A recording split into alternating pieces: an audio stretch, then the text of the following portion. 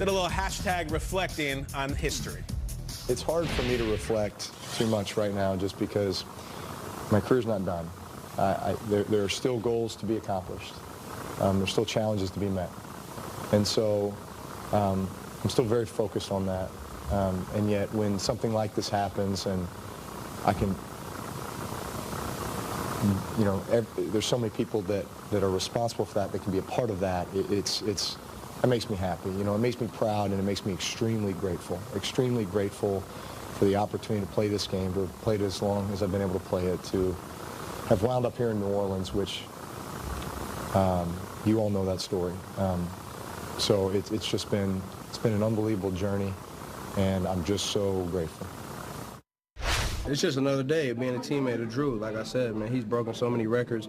I remember the one year he threw the touchdown to Devery Henderson. I think that was the most in a season. And, you know, just being able to see him, how he's worked so hard every single day. You know, I've been with him for my 8th season now, and he hasn't changed one bit. He's still doing his routine with his shoulders.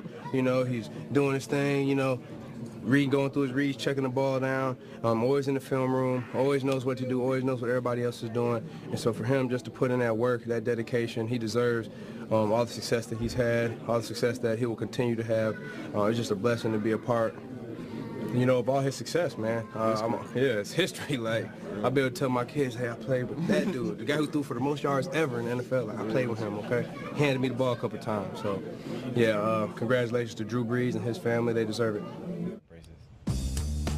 Ingram is back, and Drew Brees is on top of the NFL's career passing yards list. Reaction pouring in after he set that record. We heard from everybody from Obama to Russell Wilson, all over the map. And as much as we've been looking ahead to Chiefs-Rams in Week 11, this is going to be a wild game. Let us not overlook just what the Rams have done on offense as the Saints are hitting their stride here, guys. Rams 3rd, Saints highest in the NFL. So here's my question. Okay. They're going to play each other. Yeah. Okay. If they were to play sans clock, no clock involved at all, 1st to 50 points, gentlemen, who wins and why? All right, so going to 50.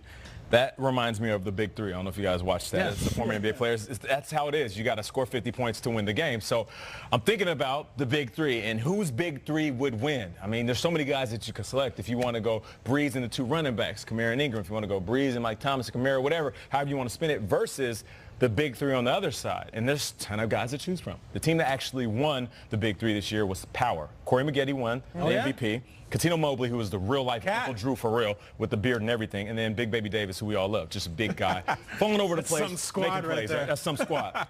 So I say all that to say this: the Big Three that I would choose, that has the most power, if you will, would be the Rams. You know, and the MVP is Todd Gurley because I feel like he is the best player in football. I don't care what anybody says. He is that dominant, and he's doing it with ease, scoring three touchdowns, the hat trick, without even trying.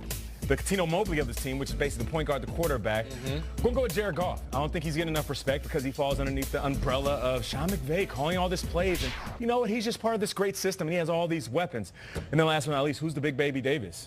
I want to say Big Baby Donald. I mean, he looks like Baby Huey out there. He's just as strong, and he just dominates every time he's on the field. So to answer your question, I'm going to have to go with the Rams. 1st to 50, they will win. I can't go with the Rams. The Rams are allowing 31 points a game over the last 2 weeks. No Aqib Talib here. You've got the Saints. They hit 40 points in the 3rd quarter before they took their foot off the pedal. This is a team that is hitting its stride. Now they have Mark Ingram back, and their defense stepped up. Cam Jordan, Davenport, each had sacks last night. Their defense is sort of gelling all at the right time. I got to give the Saints the 1st to 50 here. Okay. Sort of easily when they did it last night against the Redskins, who going into this game are the number 2 overall defense in the league. Yeah. Good question. Games you know we need the 3rd man in out of the dressing room is the Kansas City Chiefs. Yeah, like, what about us? That's what we need, steel chair. What's he doing here? Royal Rumble. They played in a preseason game. In the 4th game of the preseason, Nate called it with Andrew Siciliano. Oh, yeah. In that game, the Saints blew them out. The Rams had all their backups in. The Saints had all their backups in. But Sean Payton was challenging plays, throwing red flags, was going for 2 late in the game. Trick plays. Like Sean Payton. Sending blitzes. When these two teams play, don't think that McVay didn't realize that. When McVay's like, let's just get out of here healthy. and Sean Payton's rolling up the score in a preseason game. Everyone is looking at that Week 11 game against the Chiefs in Mexico City. I'm here for Week 9 against the Saints. Peyton versus McVay, the two Seans. Let's see how it goes. And yeah, I'll roll with Sean McVay. Just to put it in perspective for people at home so they can understand the fourth preseason game, there's kind of unwritten handshake, kind of like, hey, let's get out of here healthy. Let's take it easy. Sean Payton didn't. He ruffled some feathers. Right. But you guys are still going Rams. Let's go Rams. Kay says Saints. Yeah. I don't watch those movies, but at some point in the Fast and Furious, didn't Vin fight The Rock? Did that happen? Yeah. Oh, yeah. Okay. Oh, yeah. That's what it feels like to hear. Who is faster? Who's more furious? Drew Brees was incredible last night. Michael Thomas is incredible. They're unstoppable. They're Ty. unstoppable, and I still have to go with the Rams. I feel like the Rams are the next manifestation of the Saints, like the new coolest thing. I feel like the Saints are this amazing TV that you took home, and it's curved and 4D and everything, and then by the time you get home, your neighbor, the Rams, already have a better TV that's newer and flashier. They're both incredible, but I will go with the Rock over Ben. They shut the Redskins out outside of a garbage time touchdown. It's a great night for them. We're talking defense here a little bit, too. You have to get to 50 and keep the other Saints lost the game.